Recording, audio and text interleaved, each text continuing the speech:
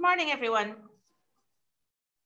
My name is Louise Walker. I'm the Executive Director here at the Squamish Chamber of Commerce.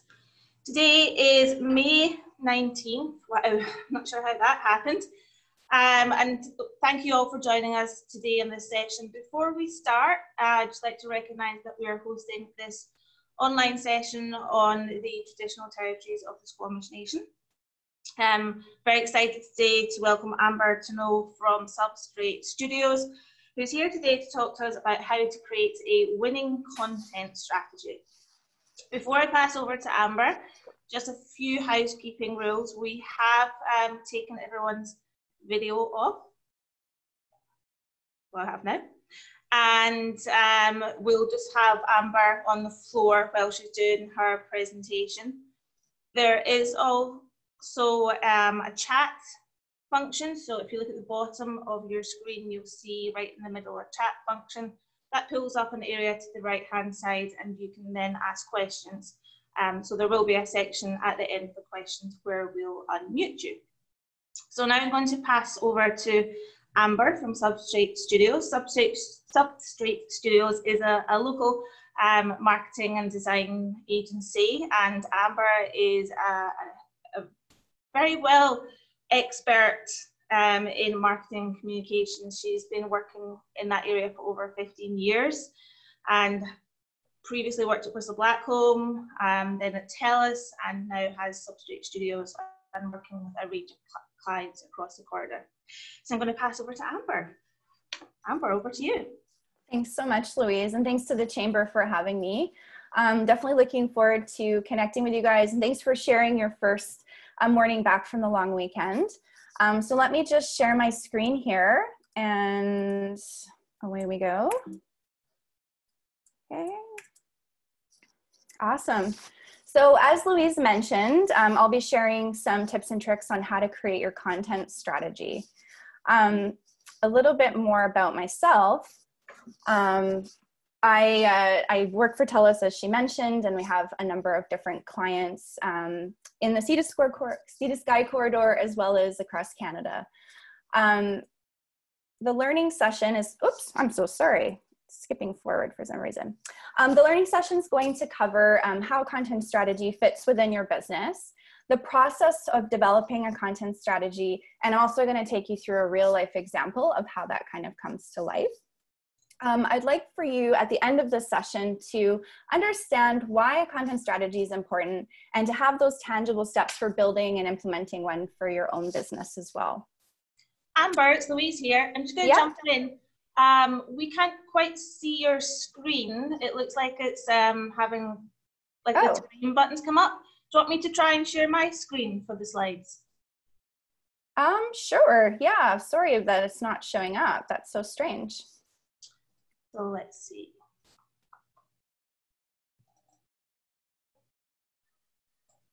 Thanks for bearing with us, everyone. There's always some kind of technical difficulty.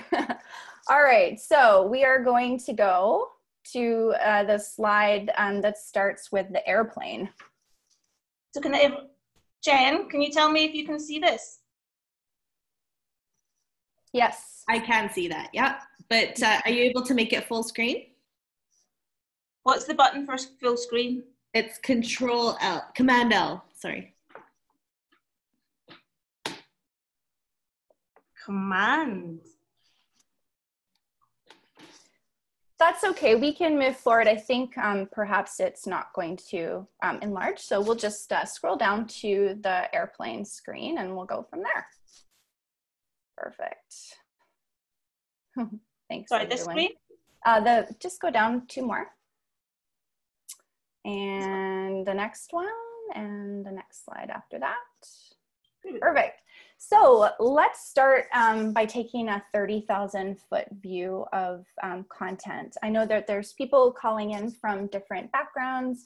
Maybe you're just launching a business. Maybe you have a little bit more of a well-established business. And so I'd like to kind of start at that higher level overview. So if you go to the next slide, content marketing in general. So content plays a really important role at each stage of that customer journey. And in doing so, obviously, you're marketing that content. So whether you're trying to build awareness for your product or your service, or you're trying to get people to research your product and give them reasons to buy the product, or finally to convert and purchase your product and service. So content plays a role in every single stage along that journey. So if you go to the next slide, please. So a content strategy is a lot more about, it's more than just developing an editorial calendar. It's an actionable and measurable plan that actually aligns with your business objectives and creates a guidance and accountability for your business so that you can always look back on that strategy and make sure that you're on track and that your content aligns with what you're trying to achieve as a business overall. So if we go to the next slide, please. So a content strategy fits within your business in a number of different ways. So it's interesting to me in a lot of ways that sometimes people will come to us and ask us to help them build a content plan. And the first question I will always ask is, what are you trying to achieve with your business? What are your goals for the next year, the next 2 years, or the next 5 years in your business? And sometimes folks can't quite answer that because they haven't necessarily done that back work to sort of align on those business goals. And that's really the first step that you need to have before you go down the path of building your content is what are your business objectives? You know, are you trying to launch a business and create awareness? Are you trying to, drive more sales? Are you trying to increase your database of clients? So what does that look like? And from there, that can help inform your marketing objectives and determine what action you want people to take. And the content strategy is what really fills that gap in. It's the what and the how of reaching your customers with your message. And so you definitely have to do the back work before you get into developing the physical content and what that looks like. Next slide, please. So what do we mean by content? So I know a lot of people, when we say content, they automatically will gravitate towards the social media piece. Of course, it's the lowest hanging fruit. It's, the easy, free way to kind of communicate to our clients. But I also want to point out that there's many other different touch points that would include content and require content, such as your email, your website content, your lead magnets. So, maybe you're requiring people to sign up to receive an ebook or a quiz or a downloadable tool, your partnership collaborations, podcasts and blogs that you're appearing on. So when you develop a content strategy, it doesn't just focus on social, it can focus on the other touch points in your marketing toolbox. And there's many different places that you can communicate to your customers. Next slide, please. So a lot of folks, when we start those initial conversations, when I ask who their audience is, a lot of times we believe their audience is exactly like us. I'm a millennial, I want to market to millennials, and they have the exact same interests and exact same, drive as I do. Oftentimes, there's probably a lot more nuance to that. And so it's important to do some of that work, again, up front before you start going down the path of building content so that you can truly understand your audience. The demographics are great, whether it's, male, female, what location they live in, but there's a lot more to it. So what are their challenges and pain points with regard to your product or service? What are the barriers for them to purchase? What are the motivations? And so if you do some of that research up front, you can have a more clear picture of how to address those and how to have a truly effective message. Some of that comes with, experience and mileage with your business. So you might have built a customer avatar and perhaps you have to tweak it and evolve it as your business evolves and grows as well. And so that's something that can always be changing and ever changing as you gain more insight into your clients. So we'll go to the next slide as well. And again, it's really important to know your why and your values. So if you haven't sort of done that groundwork with your business, that really helps to inform how you message and what you message when it comes to content development. Know what makes you unique against your competitors and really drill into those key messages. Know what that value proposition is, because it's going to help you in the long run differentiate yourself and really make that connection with your clients as well. So the process is sixfold when it comes to building your strategy. I always start from a place of research, and I don't mean doing a thesis. I think it's, research can sound really daunting, but, you can do light research and get some of the takeaways that you need. Auditing as well, planning, creation, distribution, and measurement. So I'm going to dive into each of those steps in the coming slides. Go on the next slide, please. And through that process, you'll be determining a number of different questions. So what do we know and what information are we missing? Again, that comes down to knowing your audience and knowing, some of the key insights, but also knowing what you don't know and going after those answers. What problems are we trying to solve and how can we best solve it? So, and through that research, understanding, some of those challenges that your customers might be facing or commonly asked questions, and then using content to help address that. What content resources do you have internally for your business, and what do you need to go out and source? What channels are best for the content, and then also how do we measure success? So I'm going to be talking quite a bit about measurement in this because it is a really important component. Is, you're putting all this effort into building the content, and you want to make sure that it's performing according to what you need it to do. All right, so these are kind of the high-level steps that you'll be going through, and I'll be sort of taking us through in the coming slides. So again, starting with that objective, what it is you want to achieve with your business, with your marketing, and now with your content. Doing some detective work. So that speaks to the research piece. Find out what customers are saying and figure out how you can solve those problems. Auditing what you have in-house already. Brainstorming to fill those gaps in what you don't have. Developing a plan so that you have the most success for distribution. Creating your content. Distributing it, of course. And then measuring and adapting. So I'll be doing, going into the nuts and bolts in the next slide, please. And the detective work. So this is one of my favorite parts of the process because you get to go out and learn more, not just about your customers, but about general trends, what people are searching for, and it really helps to inform the next stages. So if you go down to the next slide, I'm going to be speaking through some of the key sources that I use to do my detective work. So I start off with social media because it's cheap, it's free, it's a great source, and it's really the here and now of what people are saying. There are social listening tools out there, enterprise level or premium models like Sprout Social, Hootsuite. They are not necessary for conducting social listening. You can do sort of a cheap and cheerful version, but if you do have a little bit of budget, they do just give you that extra edge and that extra level of insights that you might need. But ultimately, social listening is really about monitoring the social channels for mentions of your brand, your competitors, products and services. And that's really so that you can just get a better sense of what the sort of general zeitgeist is, what the conversations are. It's how much or how the volume of conversations. So, if you do a keyword search or a hashtag search on a product such as scrunchies, how many people are searching for that or tweeting about it or Instagramming about it? What are the general topics around that? What are the frequently asked questions? What's the overall sentiment? Are people sort of negative about a certain aspect of a product that maybe you can capitalize on and turn that into a positive? What are some of the trending topics or hot topics of conversation? Sort of the newsworthy stories around the product, service. And also going to your competitors' social media. A little bit of social creeping doesn't hurt anyone.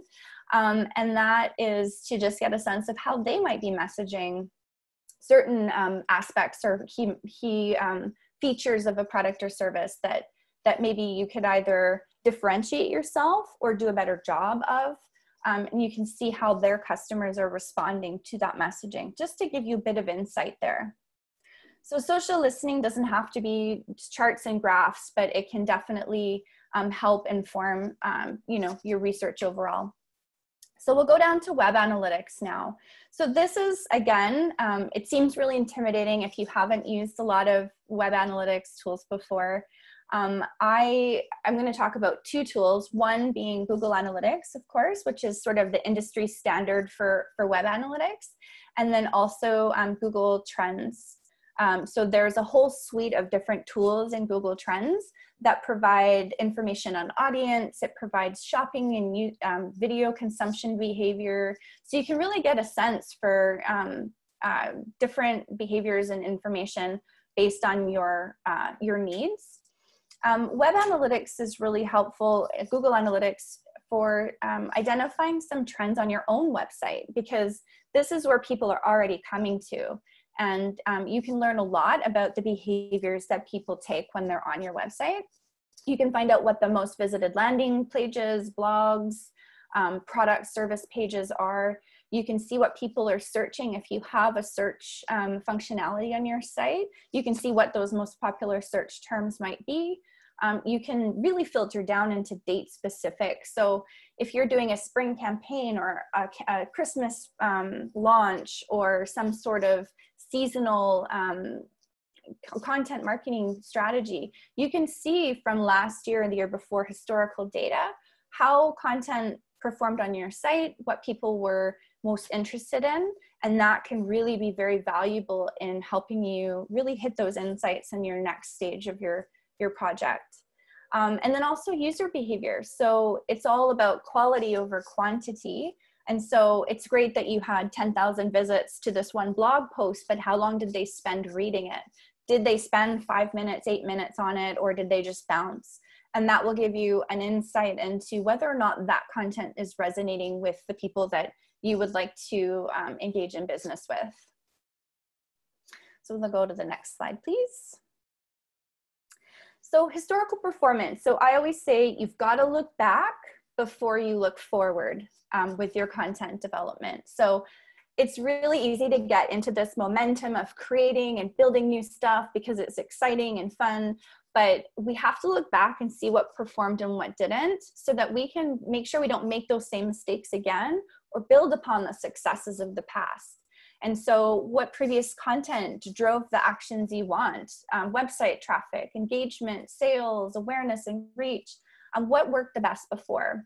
Are there trends in how things performed previously that we can take into the future? And maybe what didn't work? Is it the creative? Could we tweak that? Could we tweak the post copy, the messaging, the email titles? You know, all those little nuances that we can really take into the next stage, so that we're not just like, you know, running in the same hamster wheel over and over, doing the same thing, making the same mistakes. The other thing here is that historical performance can help you benchmark success for the future as well when you build your measurement scorecard, which I'll talk about a little bit later in this slide. So we'll go to the next slide. And back to customers. So really, if you haven't guessed already, customers are at the center of everything that we do when it comes to content. And we have to keep them present and front and center when we are developing editorial. So we have a few different places we can find this information. We can look at reviews and testimonials or consumer surveys that maybe if you have a larger organization, maybe you do quality assurance surveys and that kind of thing. We can pick out some of those insights. So if someone consistently, you know, is doing a review and you see 10 reviews and they all feature the same thing, oh, they have great customer service. Oh, I really love this feature about the service that they offer. Oh, this product is amazing because X, Y, Z. You can start to see like, oh, this is what makes us different and this is what customers really like about us. I might make some content related to these features so that I can reach more people with that messaging. Also, frontline staff and sales teams can give you a lot of great insights too. So if you have a larger business, you might have people that are interacting with customers on a daily basis, and they're really the finger on the pulse of what our customers are saying and can really give some great input there. If you're still not finding a lot of information, maybe you're a small one man or woman show or small business that doesn't have those kinds of larger resources. You can always have a small focus group of some of your top customers and just ask them some questions to learn more about their side of things. You can also ask your social media audience, what are they interested in learning about? What do they like about your features or products? So don't be afraid to ask questions. Oftentimes you'll be really pleasantly surprised by what comes back, and it might spark some inspiration for you. And we'll go to the next slide, please. So don't forget to kind of compile your findings. So you can go on your little research mission and put together a quick synopsis. It doesn't have to be, you know, a 10-page report. It can just be some bullet points, whatever works for you to kind of fine tune and pull out what you want to sort of double click on or focus on for your content strategy going forward, what you think is going to move the dial for you. Next slide, please. So the content audit, so we'll go down to the next one. So this is a really helpful stage in the process because, you know, especially nowadays when we're moving really quickly, you know, the landscape is changing quickly and we need to make decisions. We may have smaller budgets to work with or smaller resources. Let's look back and see what we already have before we create new content.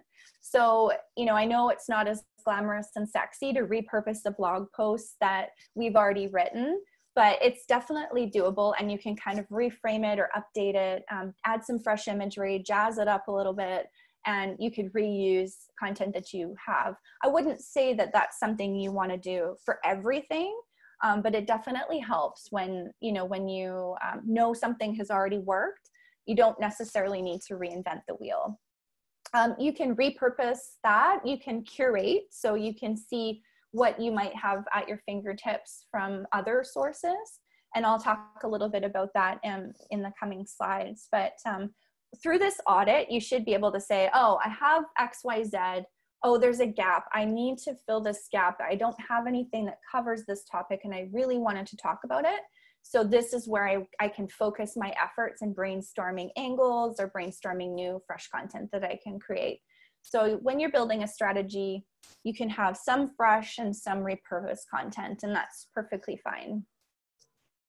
We'll go to the next slide. So we're going to brainstorming. So when we're brainstorming new content ideas, this is a really fun, exciting part. And I've made a lot of mistakes in brainstorming in the past. One of them being telling myself that I wasn't creative enough because I have like a strategy background and I have sort of a writing background, and coming up with like visuals and video and that kind of thing. I was like, oh, I'm not creative. But everybody is creative. And I think that's the important thing to remember when it comes to brainstorming. The second thing to remember is to create a safe and inspiring place for yourself to be creative. Set the tone for that creativity. So no idea is a bad idea. Using visuals really helps as well. So, you know, don't just sit in a room with a bunch of people typing on a computer with ideas. Like, use stickies, use, you know, printed out photos and visuals and color coding, whatever makes you feel like you can get your ideas out in a safe space and sort of map it out. We're visual creatures, whether we like it or not. And, you know, you think about how excited little kids are when they get to play with Play-Doh and things like that. We're very tactile. So using those tools can help you get really big ideas out of that. Another thing I'll point out is around who you invite to a brainstorm. So obviously, if you're a solopreneur, it's just you, but you can always invite friends or people that you know are just big thinkers, or people like maybe your top customers that you feel really comfortable working with, and just get people together for a jam session. If you have a larger organization, one of the tips that I've learned along the way when I worked at TELUS, when we did sort of marketing brainstorms, we would invite people from other departments. We would invite the IT guys, the installers, the customer service representatives, because they have a different perspective of your organization and the different lens that they're seeing the customer through. And they can also troubleshoot, you know, some of the issues that customers might have. So they can really bring a really cool perspective to a brainstorm, and you'd be surprised what you can get back. And ultimately, the more ideas are the better. Just before everyone brainstorms, just make sure that we've kind of reviewed the insights that we've already found, and we've reviewed the problem we're trying to solve, and we reflect upon our why and our values, because we want to make sure that we're grounding ourselves with sort of what we're trying to achieve before we just start throwing spaghetti at the wall. So we'll go to the next slide. So content mapping is really helpful. So once you've got your stickies and everything out there, we can start to categorize like-minded content together and into themes. So you might find that there's a bunch of ideas around like team members and getting to know team members, or tips and tricks from team members. You might find that there's a number of ideas around how-tos or products. So just start to kind of map those out, and you might find some trends and categories rather, that you can sort of see how to put that together into a framework, which we'll talk about in the next few slides. So we'll go into planning now. So you notice that I'm going through the planning and the brainstorming and everything and the auditing before I create the content. So we're kind of maybe going reverse to what we might normally have done in the past. And that's really, once you have a plan, then your content can shine. And that's why you're like, where's the content creation? It's coming, but it's just further down. So when I'm planning a content strategy, there's sort of 3 documents that I'll use. I don't use all of them all the time. I'll use the content framework document, which I often will create at the onset of working with a client, usually when they're sort of either starting up their business or starting up a social program, or maybe don't have this as a foundation. This is a really helpful tool to kind of give an organization the content categories and sort of the broader picture guidelines that can then inform campaigns and monthly calendars and that sort of thing. So a content framework is something you probably won't be doing more than once a year, if that. If it doesn't change, then you don't need to. But that's a great place to start when you are building a content program. What are our content categories? And I'm going to show you what that looks like in a bit. Your distribution plan is maybe something that you'll use more for a launch, a campaign that you're doing. It will include things like the timing, the optimization that you want to do for your content, your marketing budget for what you're trying to communicate. So it's much more like tactical. And again, it's not necessarily something you'll have all the time.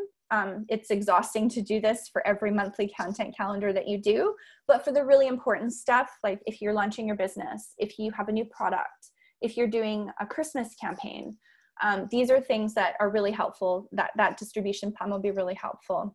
And then of course, there's the good old fashioned content calendar, or editorial calendar that many of you are probably familiar with. There's many different templates available online. So it's really just the day-to-day, what post copy, what marketing channels, what imagery, what links. So it's much more like executional document. So you could potentially combine the distribution and editorial calendars, or if you find it more helpful, especially if you're working with a matrix organization where you have lots of different levels or people that you have to get approvals from, you might find you have to pull the distribution plan to get approval from the manager or CEO, and the editorial calendar is more for the working team. So you can just sort of mix and match and choose who the audience is that needs this document. So we'll go to the next slide. And this is where I'll just quickly show you kind of what I mean by a content framework, because it's kind of like a intangible idea. So ultimately what we're doing is we're creating some content categories that we feel sort of help articulate the key messages based in all the research and what we know resonates with our customers. And then the ideas flow from that. So this is a hot sauce company. That's just a sample.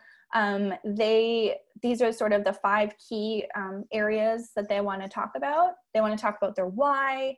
They want to talk about behind the scenes to give people like a little window into how they operate. They want to focus on sustainability, and they want to talk about the quality and flavor of their hot sauce. And then they want to talk about the products. So they have a line of different sauces.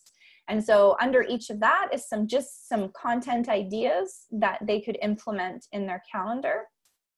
And And so this can obviously be an ongoing ideation. So as new ideas come up, they can just slot it into the category. And this is really helpful because then it helps you create a balanced content calendar and content strategy where you're not just talking about your why 100% of the time. You're talking about, you know, things in a balanced form so that people get a larger perspective of your organization, and you can dial up or turn up certain elements based on your needs. So if you are finding you're having like a perception issue, you can dial up the why, you can dial up behind the scenes and get people to like really come along with you and build that affinity. If you find sustainability is like a really big hot topic, dial that up and do a bit more of those pieces of content to fill that interest area with your customers. So this is just a helpful tool that you can sort of take with you to brainstorms, to you know, to new campaigns, and say, oh, you know, which of these content categories is really going to help us, you know, move the dial on our objectives for this quarter or this month or this year. So we'll go to the next slide, please. So I talked about the distribution plan, and that really helps to keep you on track and on budget. And again, it's not something you need every single day of marketing execution, but it really comes in handy for the special sort of big win opportunities, big rocks that you have to move for your marketing. And we'll go to the next slide. So there used to be this sort of create once, publish everywhere tagline that everyone was talking about in marketing just a few years ago. And I've kind of evolved it because I find that if you come to the mindset where you're creating the content and just throwing it out everywhere, you're not really being too strategic with it. I'm not saying you have to build new content for Twitter, new content for Instagram, a different story on LinkedIn, a different thing on an email. You do want to have a seamless integration, but only where it makes sense. If you're really speaking to kind of work culture, company culture, this is an important area that you want to talk about.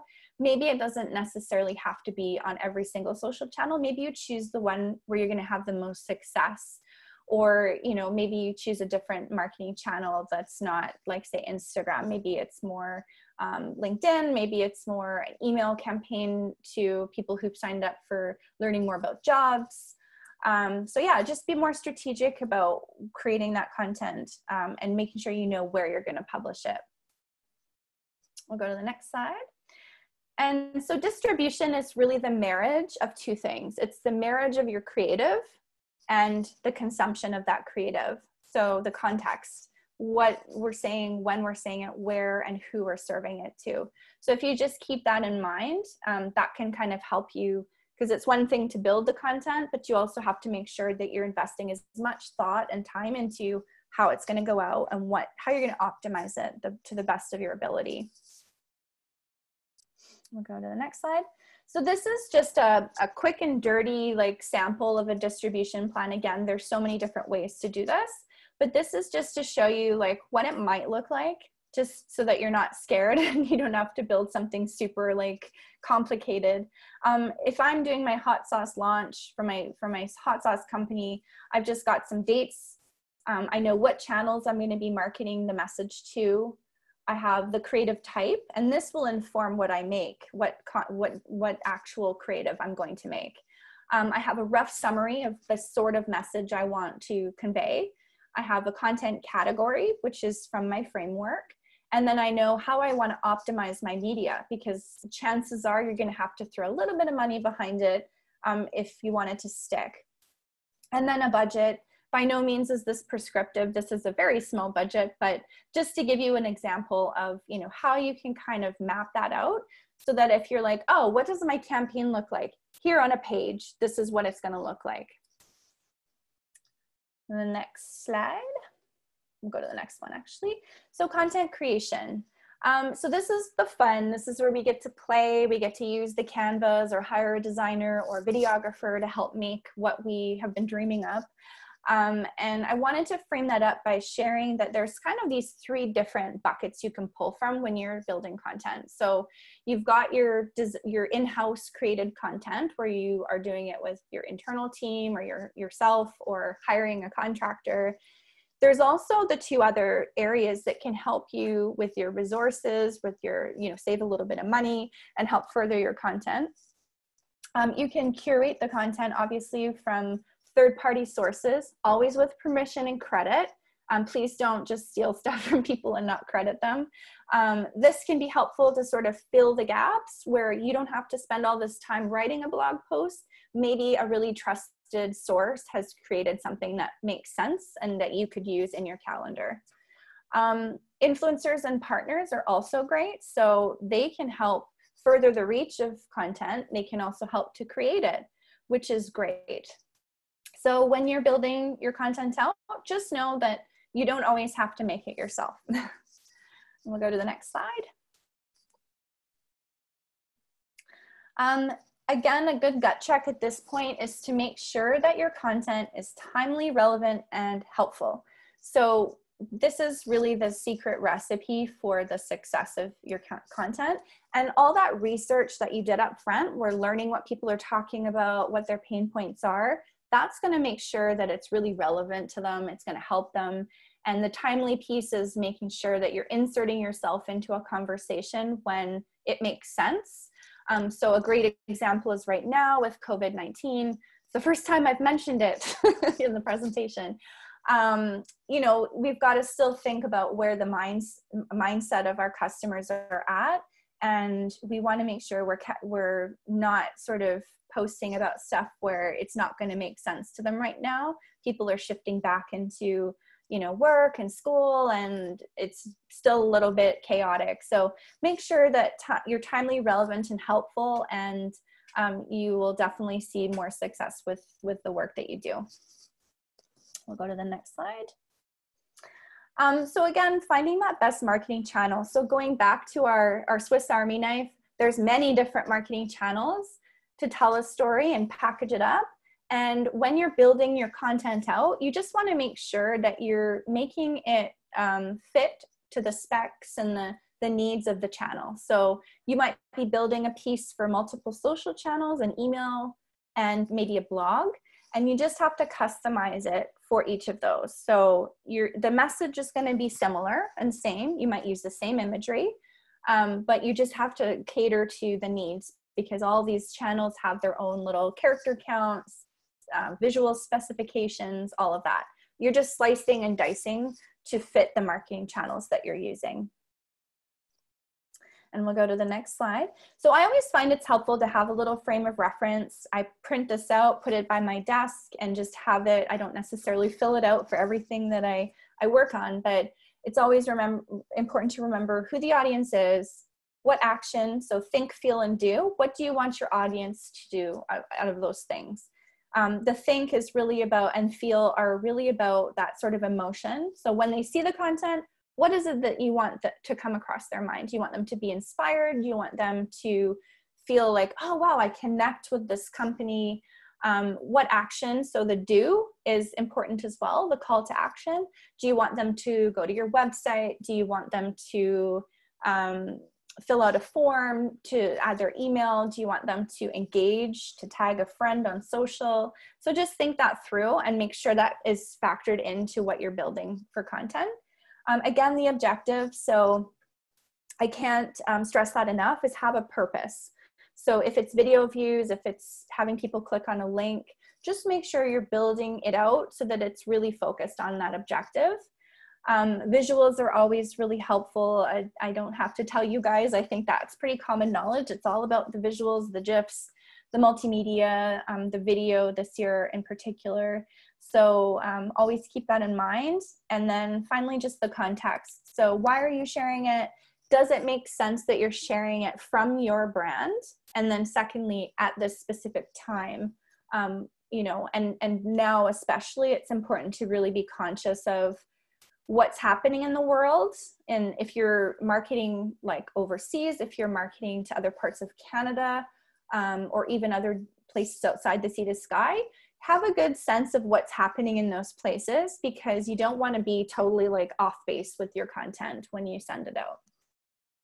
So I have a couple questions that I like to ask going through further down. So will our content make you laugh, cry, or teach customers something? This is something we used to say at TELUS, and it still rings true in that it's really about an emotional connection or an educational piece. And so if you've got one of those two things, then you're on the right track with your content. If it's not, then you might want to rethink what you're doing. Obviously, sales is another part of that, but this is more on the branded content side. So if your post is really about selling something, then that's obviously its own objective. So we'll go to the next slide. So are we creating an aha moment, whether it's education, inspiration, aspiration? So do we have like a little moment of truth with the customer? And we'll go to the next one. All right, and so again, I'll kind of harp on this more further down, but it's really important to really, again, be steeped in your why and your values. And that really helps to make sure that you are building the content from a place that's authentic, true to your brand, and really feels like you can build that connection in an authentic and real way. We'll go next. And now it's time to launch. And so I'm not going to dive too much into the specifics of launching on all the channels. Everything is nuanced. It's more just a gut check at this point. You've got your plan, you've got your creative, and now you're just going to do a quick gut check before you start to schedule it out and plan it out. Is this on brand? Does it meet my values? Can't forget about those customers. Did I do that due diligence and make sure? Sometimes we follow an idea through because we're passionate about it. We've worked so hard on it, and it gets to the end of it and we're like, this doesn't even fit with the customer that I'm trying to reach. Why did I do this? So it's really important to like remember the customer every step of the process, because you might find partway through that you have to rethink what you were doing because it just doesn't fit that specific audience that you intend it for. The share factor. So this is unfortunately, ask yourself the hard truth. Is this something I would be proud to share on my own channels? Sometimes the answer is like, no. And in that case, you got to ask yourself why. If obviously you're building it for a different demographic or what have you, that makes sense. But if it's just like, I don't think this is very good, then maybe you need to just rework it a little bit, tweak it before you're happy with it and launch it. Again, the objective, so make sure that it fits what you intended the content to be designed for, and call to action. So what are the intended call to actions and goals? All right, so we've launched it, and now let's chat about the final stage, which is measurement. And I won't go too deeply into this, but I do wanna highlight the SMART goals and why they matter. So when you're building, content, you want to have kind of success measurement in mind. And you can do that by creating specific, measurable, attainable, relevant, and time-based goals. And what that sounds like is, I want to achieve 1,000 new email signups by June 1st. I want my video to have 2,000 videos by July 2nd. So you have a statement, you have action words, you've added in metrics, so what those metrics actually look like. You want to hold yourself accountable to achieve some sort of metric. You want to make sure it's within the scope. Like, it's great to have lofty goals, and you can have a stretch target of what you want to hit, but make sure it's realistic so that you're not shooting yourself in the foot. Keep in mind your resourcing, keep in mind the budget you're spending. You're never going to go viral necessarily. So most brands that go viral now spend a lot of money doing that. So keep your goals realistic and attainable. And then always hold yourself accountable to a time. So, don't just put a number kind of indefinitely, always give it a start and end date. And usually that correlates with your content strategy, launch. You might have an annual target, you might have a campaign-based target. So whatever that looks like based on your needs for content. So we'll go to the next slide and I'll just quickly show you what a very simple, quick and dirty measurement scorecard might look like.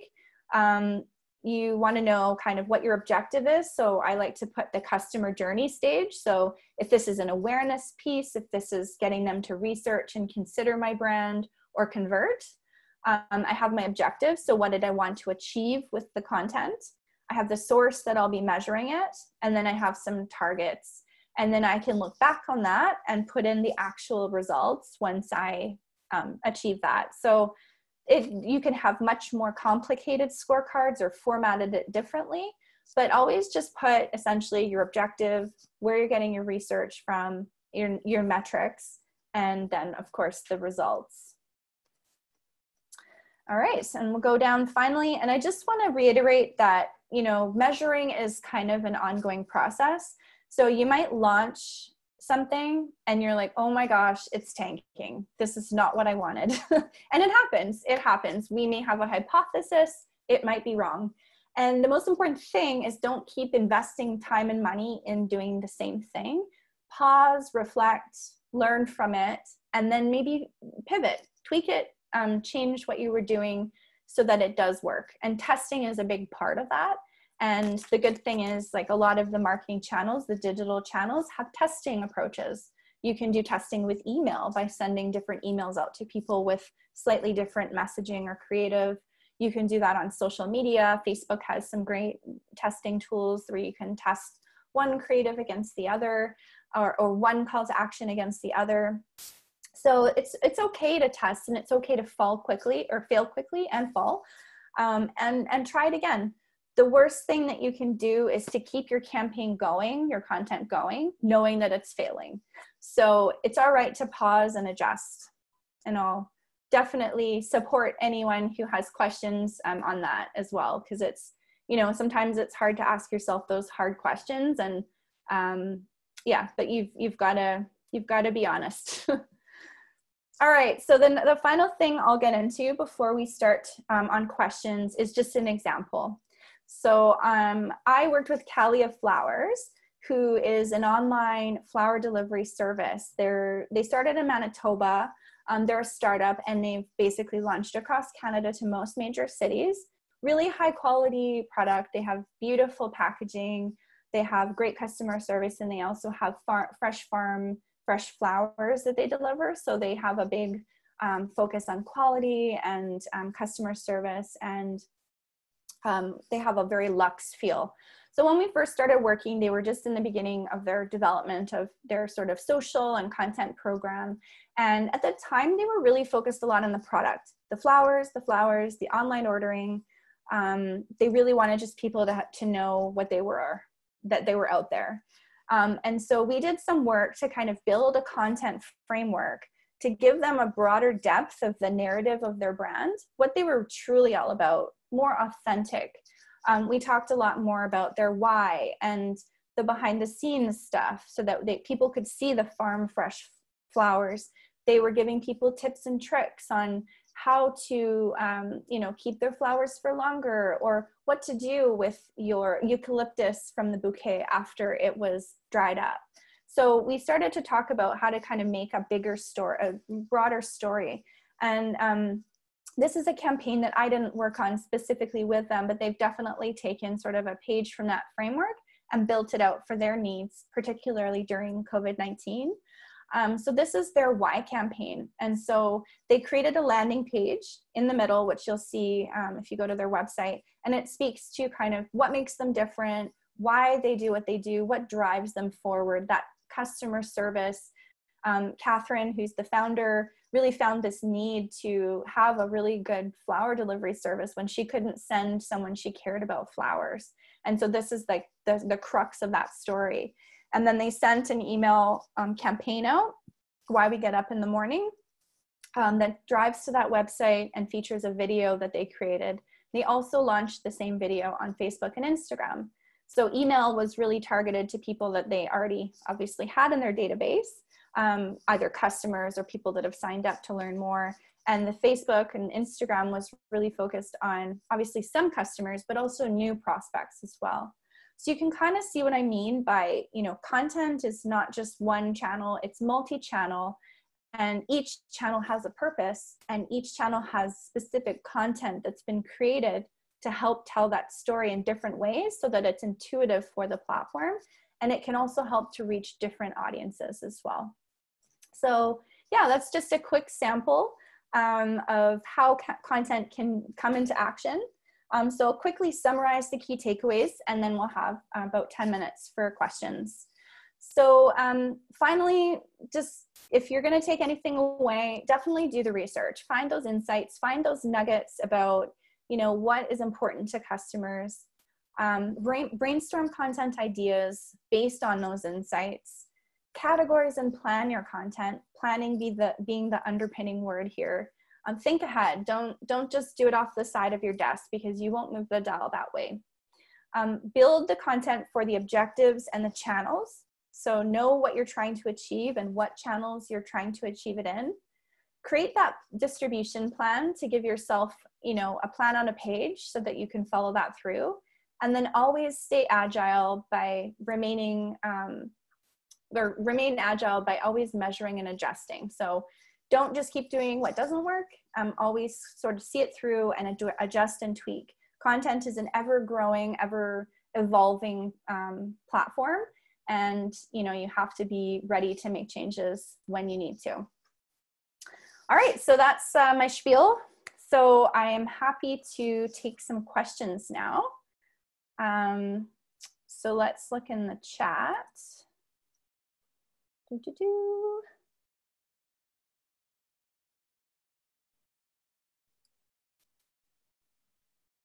Okay, so I don't see too many questions here, but Louise or Jennifer, do you guys have any questions that have come through?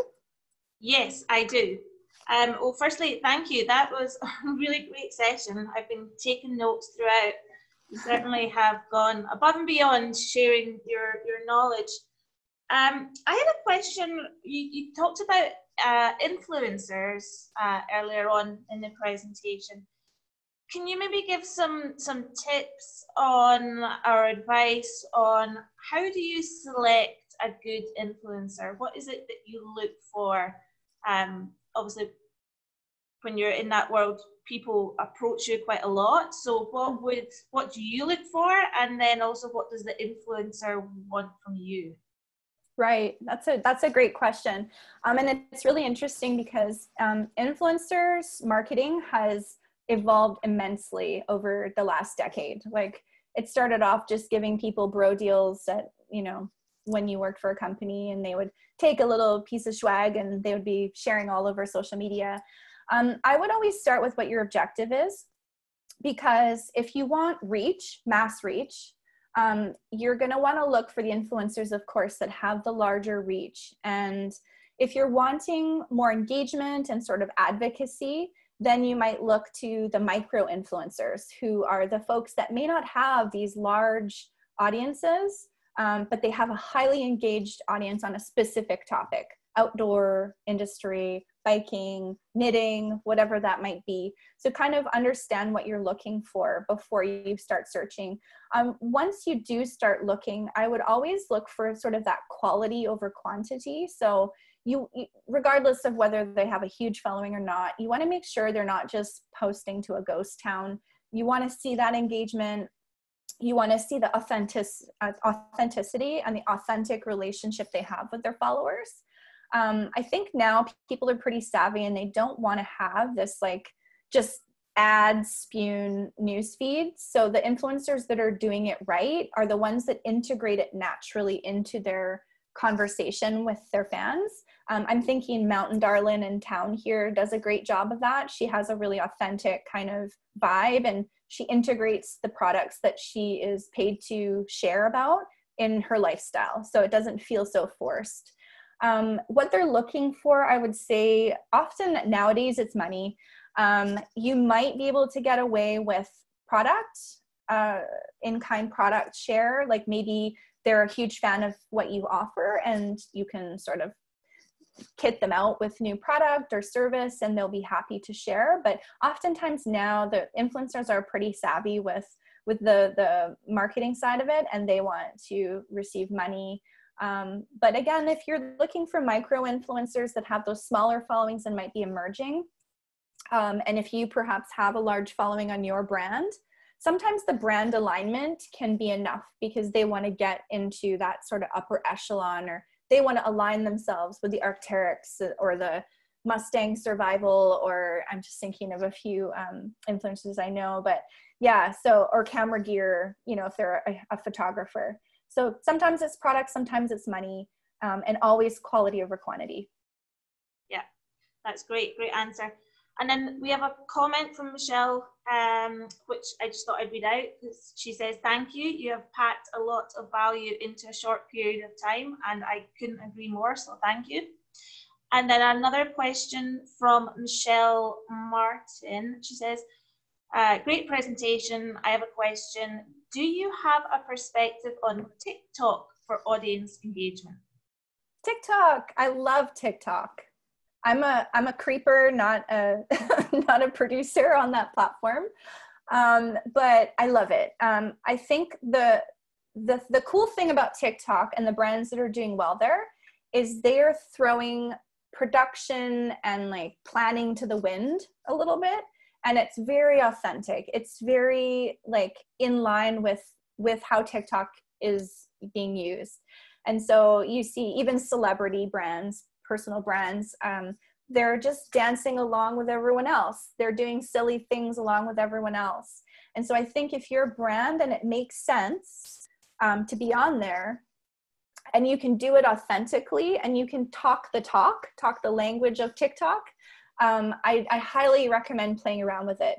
The WHO is on TikTok. The Canucks are on TikTok. Like, there's so many really fun brands. And I think it's just about hitting the notes that the core audience in particular, are used to. Like, it's use that sort of language and the approach that the core audience is doing. Don't come in there and be like the suit in the room that's all polished and has a nice production value. Be authentic and real, and make mistakes and make fun of yourself. Mm-hmm. Yeah. And then I had another question as well.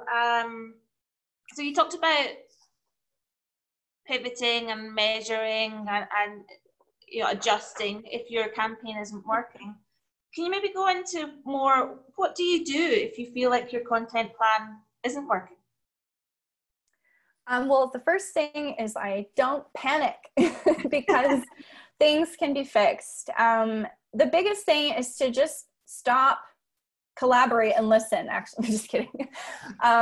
Actually, it's kind of true. So, you just take stock of what you're doing. So the first thing you can look at is my media optimized properly? Could I make any adjustments to, if I have media and market, can I make any adjustments to that? Am I targeting the right people?